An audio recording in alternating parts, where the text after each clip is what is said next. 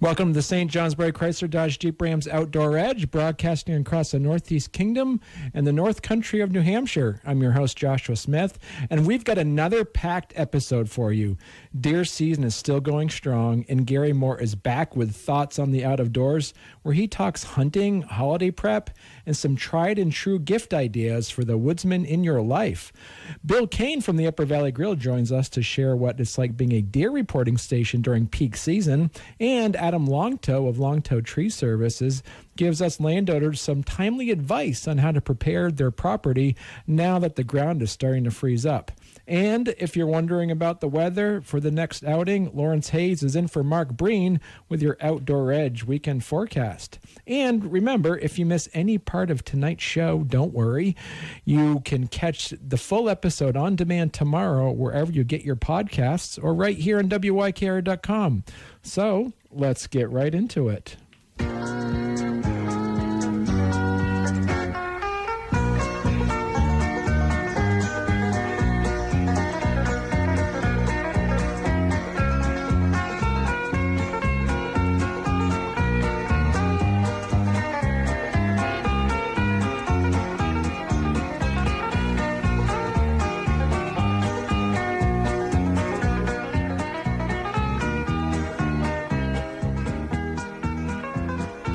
All right, so we have Bill Kane here on the phone with us, calling from the Upper Valley Grill. And so, see, Bill, what we do during every Outdoor Edge show, we like to report the numbers at the reporting station. And we got people asking us, like, so what is it like to be at a reporting station? And I say, you know what, I can probably call Bill, and Bill might be able to answer these questions for us.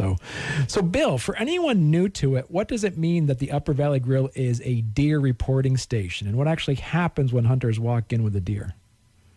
Well, first, when they walk in with a deer, I tell them to get out nicely because they have a gun. But I'd rather meet them outside by their truck instead of dragging the dead carcass in the store. And what do you see more of during hunting season in Groton? Is it locals? Is it out-of-staters? Or just folks coming over from New Hampshire? No, it's locals. Okay. And the funny thing is, it's it's former hunters, retired hunters, which I find that hard to believe it can happen. But they like to come in and see what has been taken, okay, and who's taken it, and, whose kid is this, and who's his grandfather, and, they'll ask all the questions to find out who got the nice deer and where they got them. Right.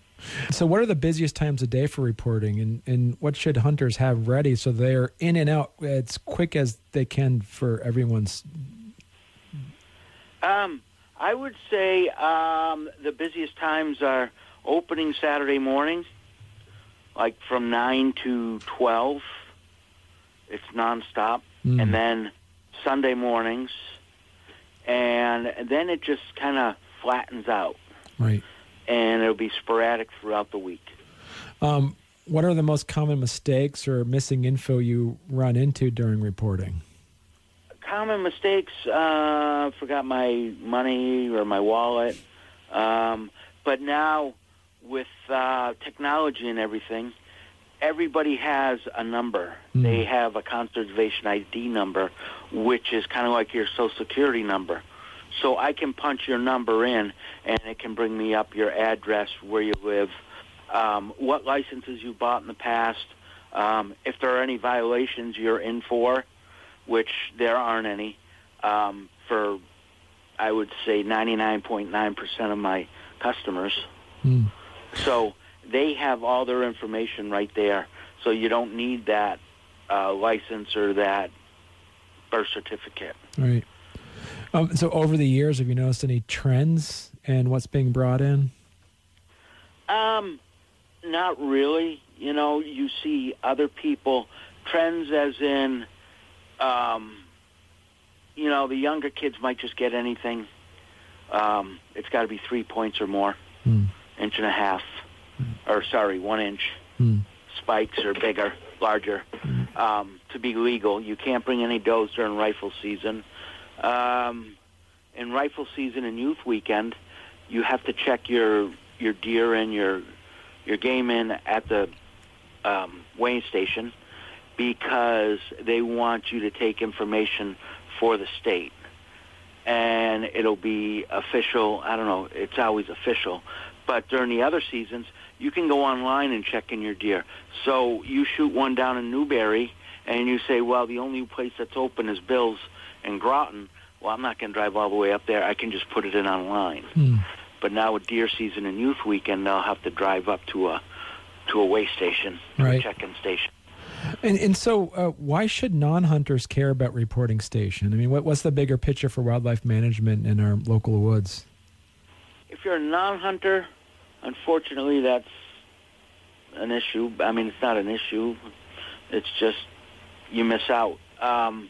But non-hunters should be glad that the hunters are out there so that there aren't deer roaming around the streets and you're running them over, or you're hitting them, or what have you, or the bear are getting into your dumpsters in the back of your camp, or tearing up your gardens, or knocking over your gas grills. Now, if a hunter has never reported a deer before and they're nervous, they'll do something wrong, what do you tell them to make it simple? They won't do anything wrong, because if they just got a deer, they are on top of the world. They're never going to forget where they got it. They're never going to forget how it came up to them and how long they sat for throughout the day waiting for this buck to come through. And like during deer season, how does being a reporting station affect the grill's day-to-day staffing hours and food specials, or just the amount of stories flying around the place? It doesn't really affect it. Over the years, I've kind of built up for it and know that when deer season comes, I'm ready. I know the first year I was here, one of my customers said, you got to be open at 3 o'clock in the morning. So I get down here for 3 o'clock in the morning, okay? And I'm sitting here, and I got everything cooking, and everything's ready to go, and it's like nobody's here. 9 o'clock, everybody comes in. Well, not everybody, but a lot of people come in. We're busy. And it's the fact that at 3 o'clock, they're getting up, they're getting ready to go into the woods. So they're not going to be sitting in a restaurant or sitting at a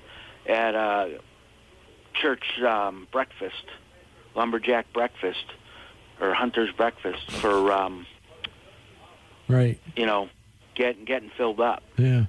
Is there one of like a coolest deer season moment you've seen at the grill? It's got to be youth weekend. Yeah. Youth weekend, the door swings open, bang. You hear everything rattle at the front counter, and a kid walks in and he hollers across the full restaurant, and I'm cooking away, and he says, Bill, I got a deer, let's go. So I got to beat feet, turn the stove off, and get out there and help him weigh in his deer. Right. Wow. And they are excited. Yeah. Excellent. So we're talking to Bill Kane from Upper Valley Grill in Groton. Bill, any final comments you want to talk about? We're getting ready for muzzleloader season. We look forward to that. And that is another local season where it's just almost like family. Everybody who's out hunting is connected with that muzzleloader, so that's one family, and they want to see who's getting what, where they're getting it. And I'll tell you, where they got them during rifle season was the Groton-Rygate line. Most of Rygate, most of Groton, that area there.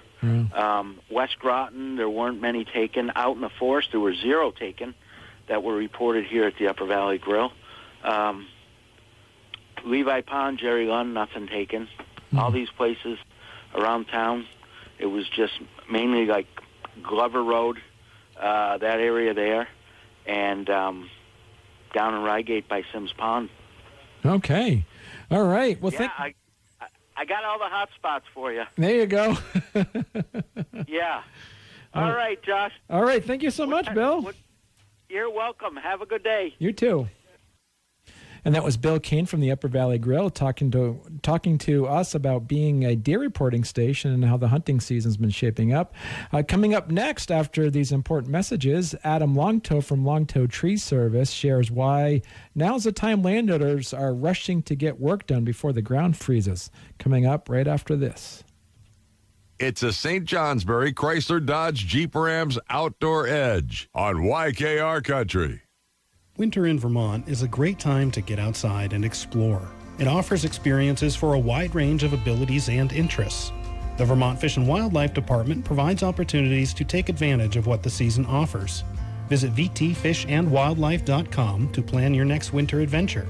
You can sign up for a free ice fishing clinic, watch how-to videos, or find a wildlife management area near you for a quiet snowshoe stroll. Vermont Fish and Wildlife is here to help you get outside and experience the outdoors this winter. At L Archery, we know it's not just about the thrill of the hunt or the size of the fish. It's about the moments that matter most, the traditions passed down from one generation to the next, and the stories told by the fire long after the sun is set. It's about the journey, the memories, and the time spent together with friends and family, because these are the moments that truly last a lifetime. L Archery, where every adventure begins. Come create your story. Your website isn't working for you. Hi, this is Jay Davis, co-founder of Northeast Kingdom Online. I'm sure you've seen us online already. We've created hundreds of websites for companies just like yours. If you're ready to stand out on the internet, it's time to join forces with Northeast Kingdom Online, Northern New England's premier website design company. From security to mobile responsiveness, we handle it all. Let's make your website as unique as your business. Visit us at northeastkingdomonline.com and let's get started. Achieve more with northeastkingdomonline.com. Pumpkins glow and fires crack. Time to fix what summer lacked. Doors repaired and rooms renewed. Porches made for family food. Bachelor's crew knows what to do. Craftsmanship honest, strong, and true. Start your project, big or small, vtcarpenter.com this fall. It's the St. Johnsbury Chrysler Dodge Jeep Rams Outdoor Edge on YKR Country. The Autosaver Group's St. Johnsbury Chrysler Jeep Dodge Ram asks, do your outdoor adventures take you to where you wish you had a four-wheel drive or all-wheel drive? At St. Johnsbury Chrysler Jeep Dodge Ram, explore their vast inventory of adventure-savvy four-wheel drives and all-wheel drive vehicles ready for you to drive at home. Plus, every St. Johnsbury Chrysler Jeep Dodge Ram deal includes the Big Deal Plus, which is a 2-year unlimited scheduled maintenance plan, which includes free state inspections for life. Stop in today in St. Johnsbury, Vermont, or shop St. Johnsbury Chrysler Jeep Dodge Ram online at stjohnsburycdjr.com. This is Tanya with Bachelor Carpentry and vtcarpenter.com. We love the cold about as much as the cat loves a bath. Need your kitchen or living room spruced up? Let us handle it. We're hoping to stay as warm as possible, and so should you. Head to vtcarpenter.com, where we remodel indoors because frankly it's too cold outside. Visit us at vtcarpenter.com or call us at 802-793-3071. All right, so we have a very special guest here in the studio. We have with us Adam Longto from Longto Tree Service. Adam, how you doing tonight? I'm well. How about you? I'm doing all right. And so you are the owner-operator of Longto Tree Service. Yes. And it was interesting that I reached out to you because we see you in the business card directory in the Bridge Weekly. Mm-hmm. Very nice business card there. And so let's explain a little bit about what Longto Tree Service does. So Tree Service is one of those you don't think about it till you need it jobs. What are the most common reasons folks in the Bradford area call you? Well, first of all, if they're just looking for a tree service person, our reputation and people seeing our trucks around town, especially just in the Bradford area, I think they just know who to call for good, thorough, clean jobs. Right. As far as knowing when they need a tree service or not, I think it's just a matter of how much they're looking around, paying attention to their trees or not. Right. Before something comes down on its own. And then what you do, you provide a service that's not necessarily logging. You provide something separate. Correct. Yeah, it's totally separate from logging. We used to log a little bit years ago in the wintertime just to carry us through, but now we do the tree service work all the way through all year long. So what's the biggest don't do this mistakes you see when people try to handle a tree problem themselves? obviously danger of them hurting themselves or dropping a tree at a house or any kind of structure. I would say that would be the worst. Right. And I know growing up, an unnamed father that I know was cutting a tree that was a dead pine that was near a power line. And he thought he knew enough how to angle it to make sure it completely missed the power line. It didn't. I guess it did. Yeah. So, like, when you pull into a yard, what are the first signs that tell you a tree is truly hazardous versus just ugly or annoying? Obviously, the first thing that sticks out is dead trees close to structures, houses, garages. If something's got a real heavy lean or on a bank over a house or garage, whatever, or just plain old big heavy limbs leaning over structures, just that sort of thing. Right. And because of the service that tree services do, that your job is to kind of help maintain somebody's property and also make sure that, because we're surrounded by woods, right, making sure that you're kind of protecting the property of somebody's. Yeah. So it's protecting the obviously the structures, the houses, garages, power lines if they're not underground, and even just like backyards if there's a play area or people hang out in the backyard or patios. Just always just kind of paying attention to what's hanging overhead. Right. Yeah. And like after a storm, is you're the business they call if there's like trees that have fallen down? Yes. Yeah. So what time of year do you get slammed the hardest around here? Is it mud season, summer storms, fall cleanups? I'd say the busier would be any sort of a storm-related project because then we're trying, because I always push all the storm stuff to the front as you need to, but then you're dealing with that and the regular customers that were on the list that week, whatever to do. So you have all those phone calls and emails and all that stuff to tend to as well. Right. But yeah, we work all year long, and I wouldn't say any part of the season is busier than the other. And also too is like for homeowners that are looking at their property and they see this one tree that's kind of hanging over and it looks like the leaves turn brown a lot quicker than the other ones, and it's probably on its way out. Should they wait till it's fully dead, or they should book you now? I always say it's better to call as soon as you're thinking about it. Right. And even if you're not ready to spend the money or you're not ready to have it done yet, at least have it on our books or somebody's books. That way, if it does turn for the bad sooner than you think, then you're already on the list. You're already working your way up there, or just say, hey, we're ready to have this done now. Right.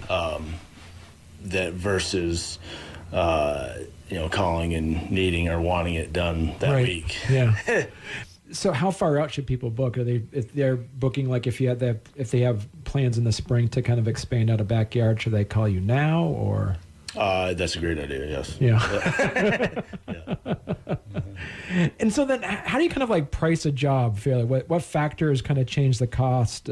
Is it like access, bucket truck versus climbing or crane work and stuff? So actually there's a ton of factors that go into the pricing. How many men we have there, what sort of equipment, if we're climbing, how long the job's going to take, if it's one tree or 15 trees. But honestly, the biggest factor that reflects the cost is how many hazards. So how many, if it's right next to the house or the garage, power lines, swimming pool, a patio, or is it just out on the edge of your yard in the woods? Right. There's a huge difference in cost that way. So. Well, and also too, Adam, is that it's obvious if it's a house that's like in town where there's a lot more hazards as compared to a house that's out in a dirt road. That's a lot easier. Absolutely. Yeah. Lots of times we're dealing with multiple houses and multiple different power lines and.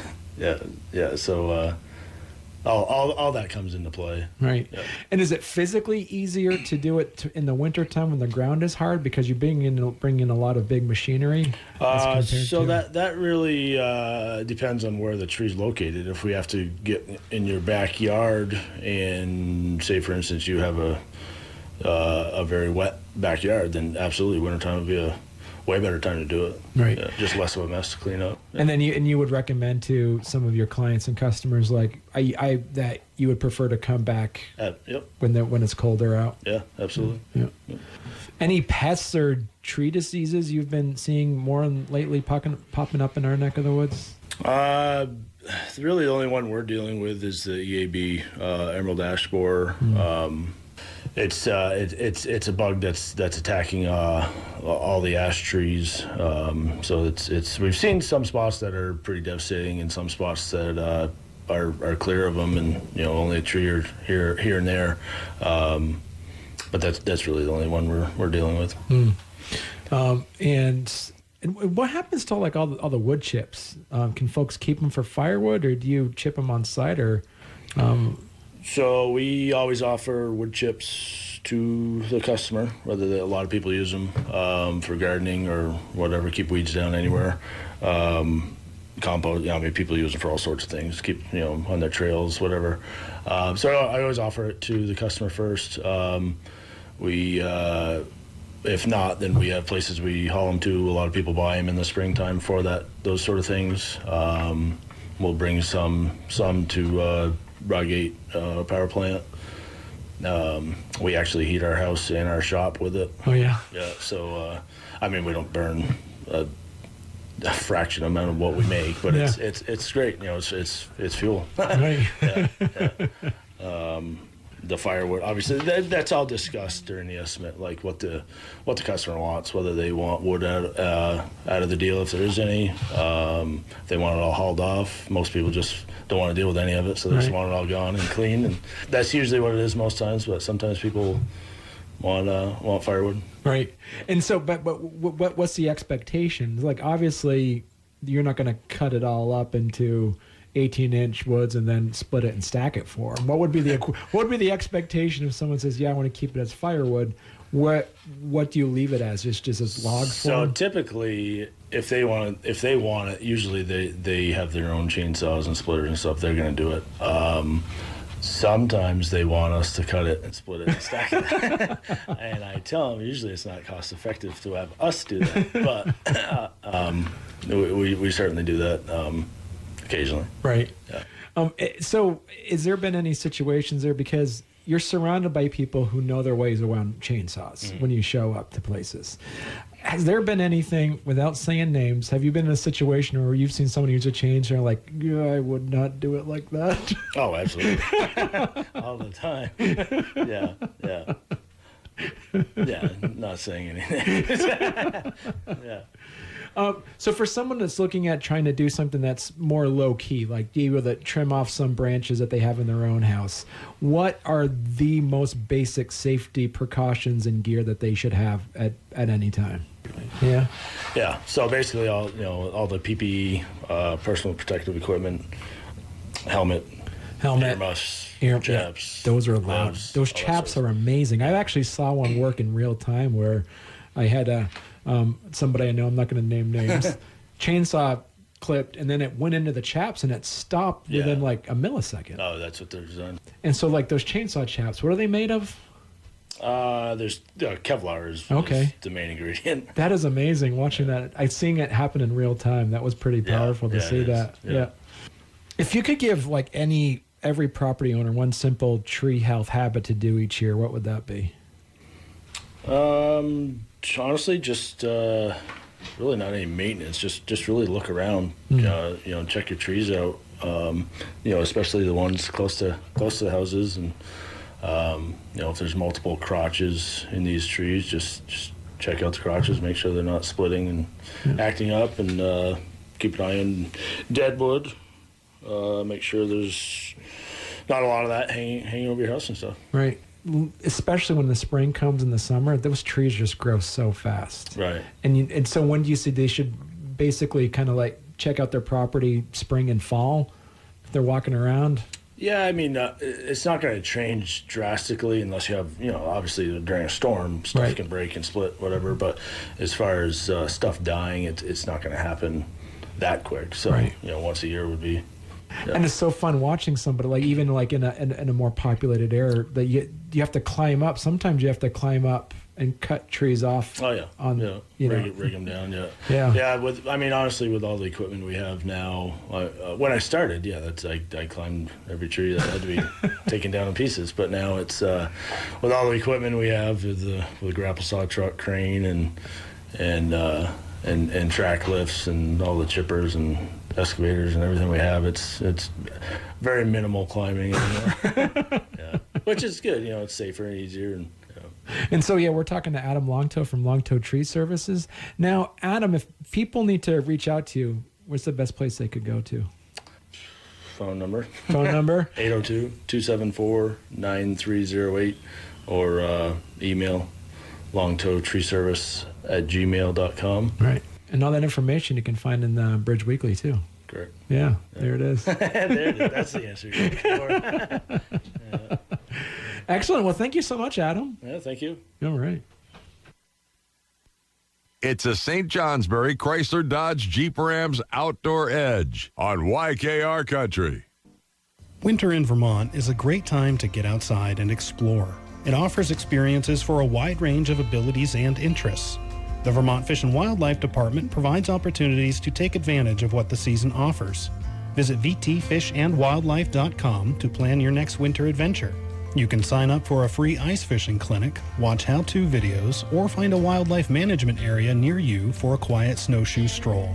Vermont Fish and Wildlife is here to help you get outside and experience the outdoors this winter.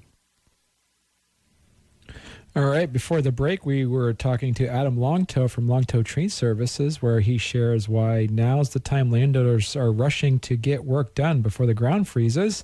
And now we're going to be listening to Gary Moore sharing his Christmas gift ideas for the outdoorsy person in your list, and reflects on the full swing of deer season in the Northeast. So that is coming up right now.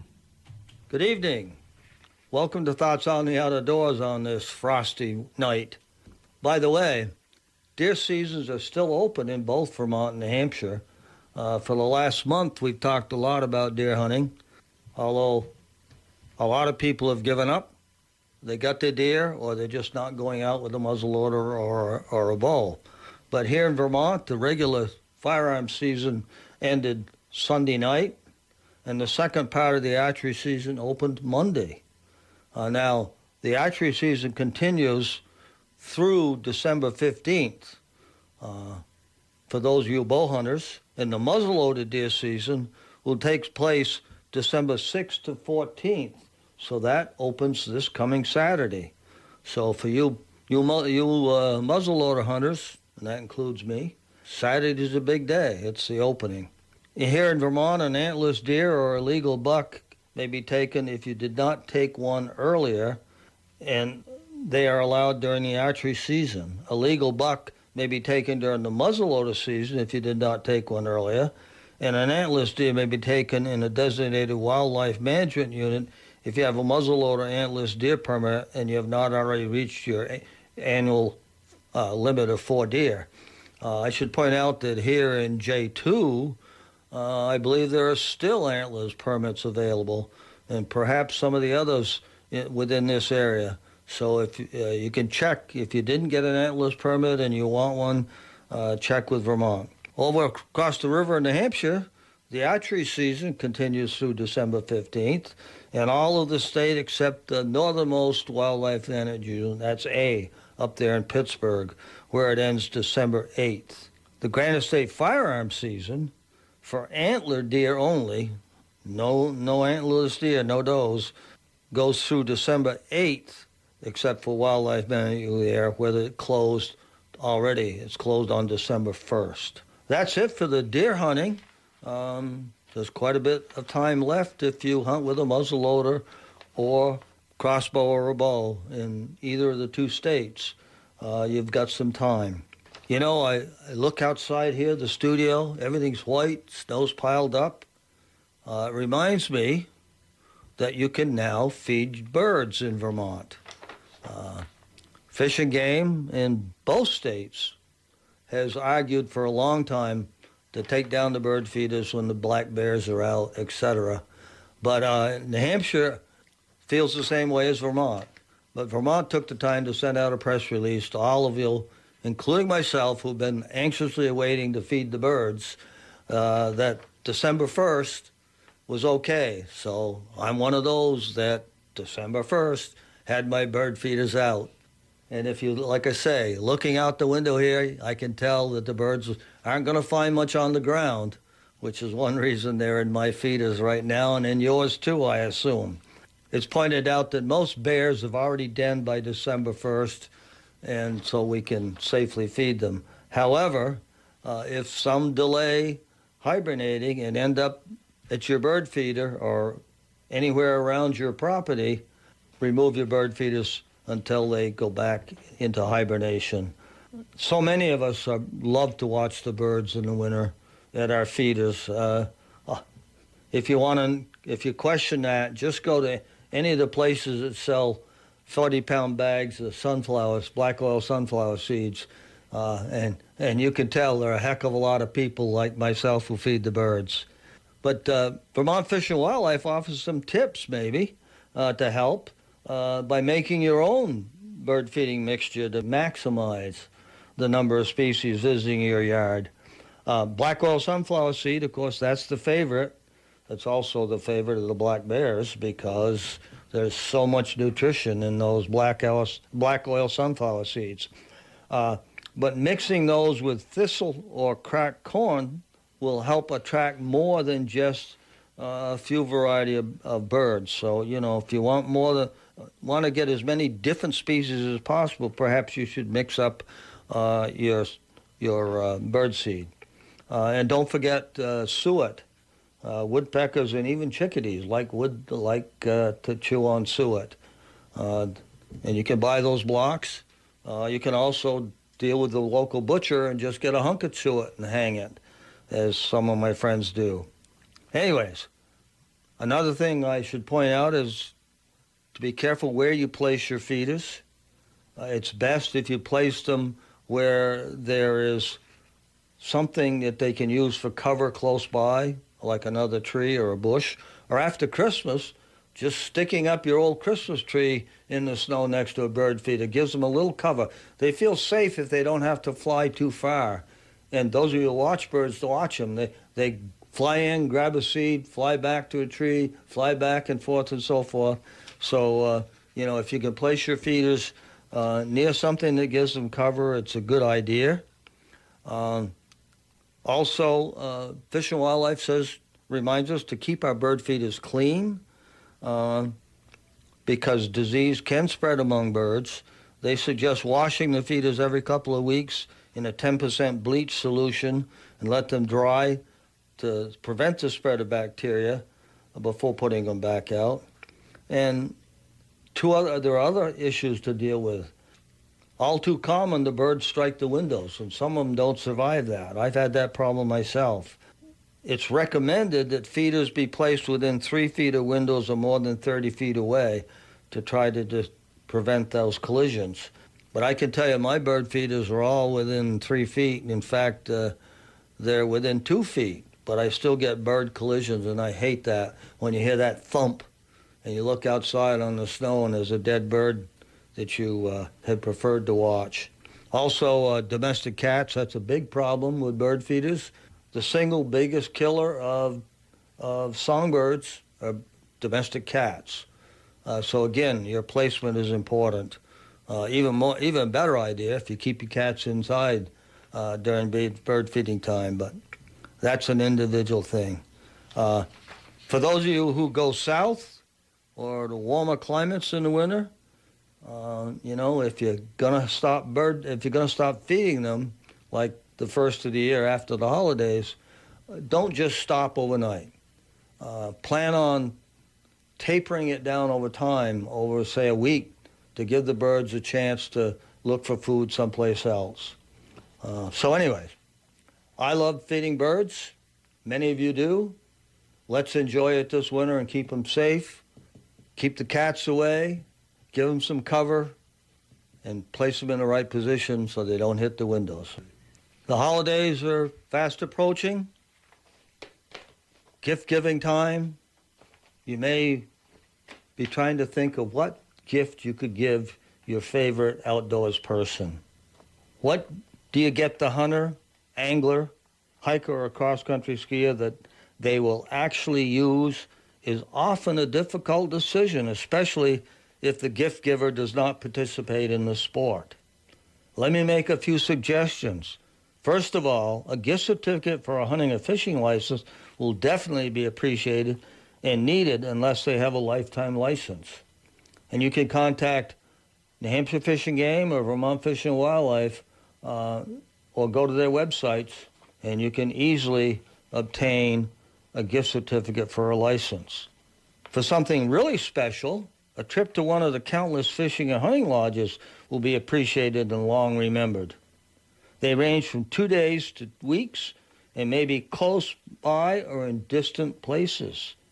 They're going to cost you some money, but they're trips that will be long remembered. However, don't simply pick one out from an advertisement. Rely on a reputable travel agent and the experiences of those who have used the outfitter or lodge. When you're going to spend that kind of money, you want the person you give the gift to get a great experience. Does the angler fly fish or want to? There are many good fly fishing schools in northern New England that will provide valuable instruction. Orvis in Manchester, Vermont, and L Bean in Freeport, Maine are two of the biggest and most famous, but there are others close by. Ask at the local tackle shop for information and recommendations. You can probably get a fly fishing school not very far from where you live. Hunting and fishing gear is very specialized and highly personal. If you do not hunt or fish, it's a good idea to ask a hunting or fishing partner of the person from whom you're buying a gift to help you. The partner will know exactly what the hunter or angler wants. His desires for gear, what we sports often talk about when with friends with whom we hunt and fish. That way, you can get something that they actually will use. So many items seem to be marketed more to catching the fisherman than the fish.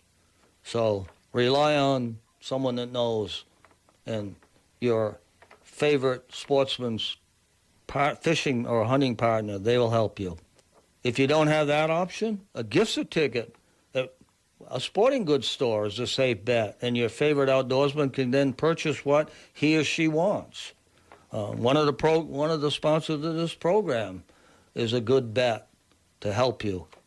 DeLorme Gazetteers for Vermont, New Hampshire, Maine, or New York make excellent gifts and help with the planning for future events during these long winters. Lightweight binoculars can make being on the water, in the field, or on a mountain more enjoyable, and many makes and models today are quite inexpensive for their quality. I love carrying binoculars in all my vehicles. And by the way, earlier we talked about bird watching. Binoculars can help you a lot. And for God's sakes, don't forget a quality compass and a headlamp should be in every sportsman's possession when afield. For those who hike, a membership to one of the hiking organizations is a good gift. I'm a member of the Appalachian Mountain Club, the Green Mountain Club, and the Dartmouth Outing Club, for the simple reason I hike their trails and want to help pay for the maintenance. Each also has programs and events that I enjoy and often find educational. Or a subscription to a magazine that features your favorite sports is always welcome. The Northwood Sporting Journal covers hunting, fishing, hiking, and snowmobiling in this region and beyond. You can order a print version or a digital version. Just Google Northwood Sporting Journal. It's out of Maine. And as I, again, look out the window here at the studio, winter doesn't officially arrive until December 21st. But if you haven't noticed, winter weather has arrived. In fact, it arrived with a bit of a vengeance. It's time for me to once again warn people to prepare for safe winter driving. It scares me that so many people put cement blocks or other heavy items in the trunk of their car to help with traction. If you ever saw what happened after a head-on collision, when the blocks tore through the back seat, striking persons in the vehicle, you would think twice about doing so. A much safer way to add weight is to keep the fuel tank above half at all times. I'd remind you that a gallon of gas weighs 6.3 pounds. 10 gallons equals 63 pounds, which is as much weight as many put in their trunk. An added benefit is reducing condensation, which can cause your engine to be less efficient. The lower the fuel level, the more condensation can accumulate. At the end of the winter season, the cost to keep the tank full is going to be the same as keeping it at quarter. You're going to burn the same amount of fuel. The second bit of advice is to run 4 winter tires, not so much for traction as for stopping. And note I say winter tires, not all season. Yeah, that can be expensive. However, stopping 1 inch from a guardrail or inanimate object versus hitting it will more than pay for the tires. Keep a gallon of windshield washer fluid in the trunk. Driving home late at night, one of those times the roads are wet and salty, causing your windshield to be covered, is no time to find out you're out of fluid.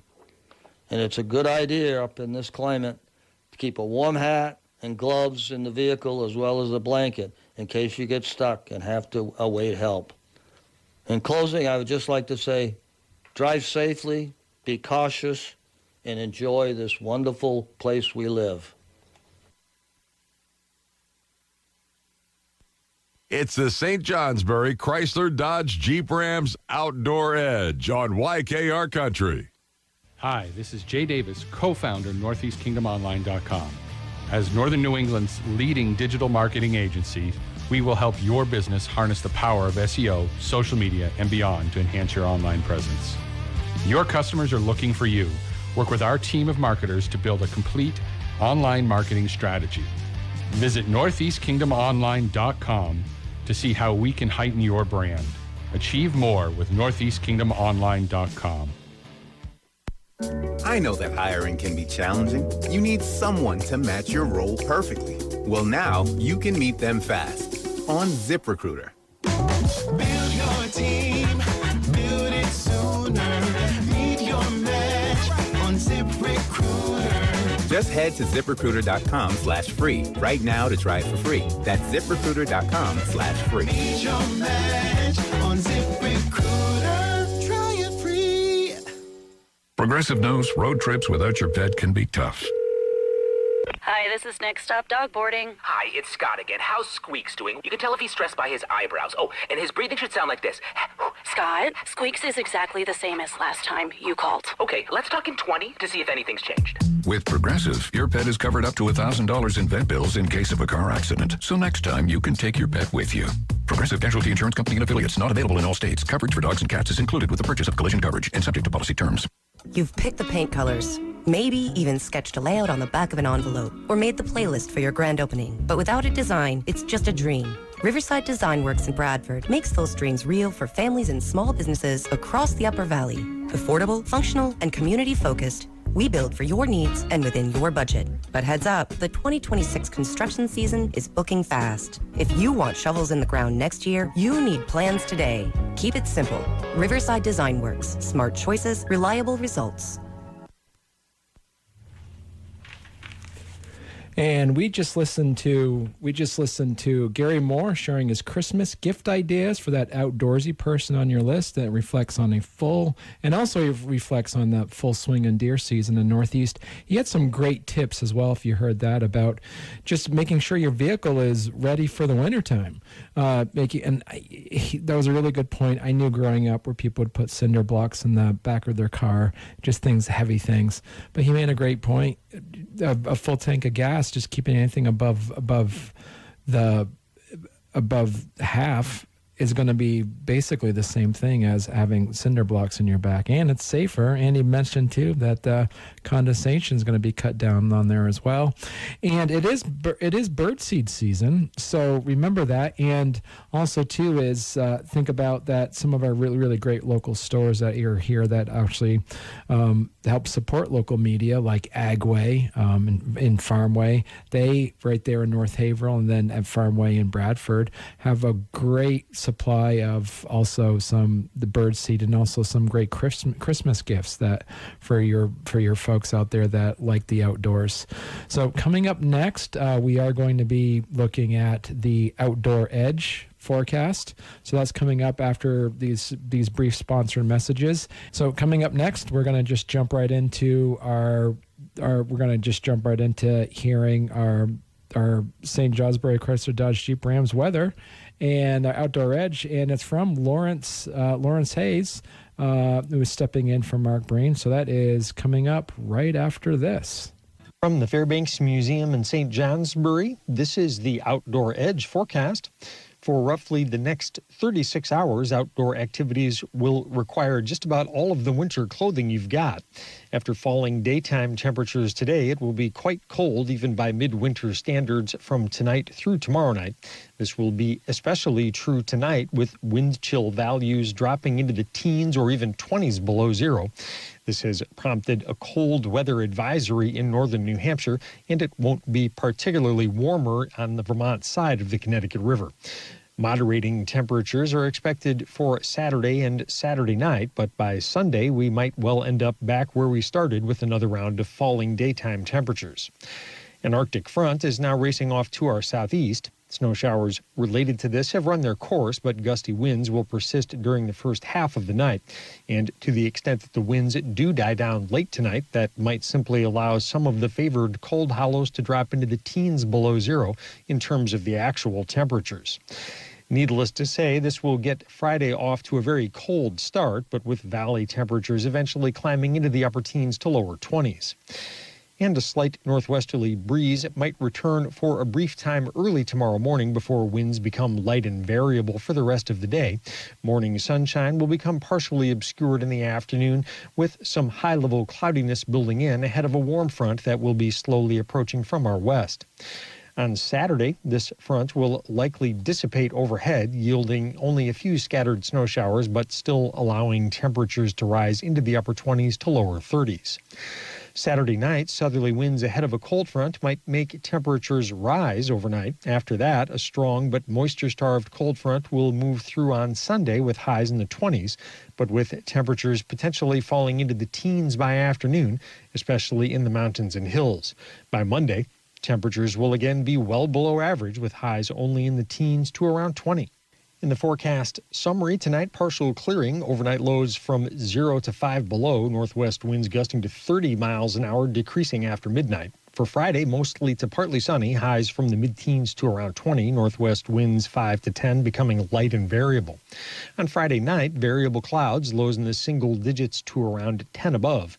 On Saturday, mostly cloudy skies, chance of afternoon flurries, highs in the upper 20s to lower 30s, winds becoming south around 5 miles an hour.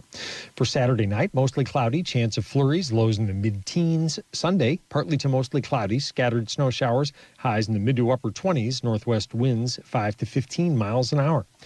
That's your Outdoor Edge forecast. I'm Fairbanks Museum meteorologist Lawrence Hayes. Good luck and enjoy our great outdoors. You've picked the paint colors, maybe even sketched a layout on the back of an envelope, or made the playlist for your grand opening. But without a design, it's just a dream. Riverside Design Works in Bradford makes those dreams real for families and small businesses across the Upper Valley. Affordable, functional, and community-focused, we build for your needs and within your budget. But heads up, the 2026 construction season is booking fast. If you want shovels in the ground next year, you need plans today. Keep it simple. Riverside Design Works. Smart choices, reliable results. And that wraps up this week's edition of the Outdoor Edge. Thanks again to Gary Moore for his insights on hunting in the holidays, to Bill Kane at the Upper Valley Grill for the behind-the-scenes look at deer reporting stations, and to Adam Longto for helping us stay ahead of the winter's punch. Big thanks to Lawrence Hayes as well. WTWN Wells River, W286DE Wells River. Serving Northeast Vermont and Northwest New Hampshire since 1976. WYKR, Haverhill. It's 7 o'clock.